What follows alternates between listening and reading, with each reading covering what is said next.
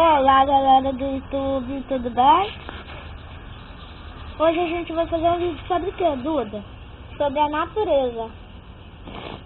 Hoje a gente vai falar sobre a natureza, sobre as árvores, sobre os lixos que as pessoas jogam na praia, Nas cachoeiras, nos rios, no chão. E pra isso que serve a lata do lixo, gente. Pra jogar lixo na lata do lixo, né? Então vamos lá. Hoje aqui, primeiro eu vou falar sobre o lixo na praia e depois eu vou falar sobre não sei o que, né? Alguma coisa que eu esqueci. Por favor, eu peço que vocês não joguem lixo na praia, porque assim polui.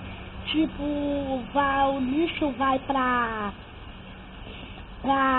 água, aí as tartarugas pensam que tem alguma coisa de comer, vai e engasga nelas aqui. Esses dias, quando eu fui na praia, tava muito louco, eu vi um menino jogou lixo assim no chão, no pacote de salgadinho, jogou no chão. Aí deixou lá e quando a onda veio, carregou o pacote de salgadinho e levou pro mar. Isso pode prejudicar as tartarugas. Então não faça mais isso, gente, por favor. Vamos proteger a natureza. Tá legal? Então, eu vou falar.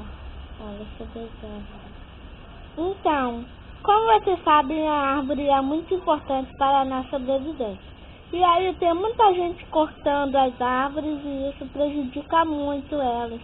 Então, se vocês puderem, não joguem lixo na floresta, porque isso pode prejudicar muito.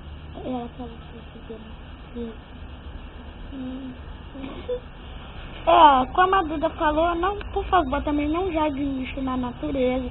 Isso prejudica as árvores, prejudica os animais também, e também prejudica a si mesmo. Agora eu vou falar sobre os animais. Alguns animais, quando a gente joga lixo na natureza, eles acham que é comida e comem, isso instala aqui neles e eles morrem engasgados. Então, por favor, também não jogue lixo nas praias, na natureza, nos rios,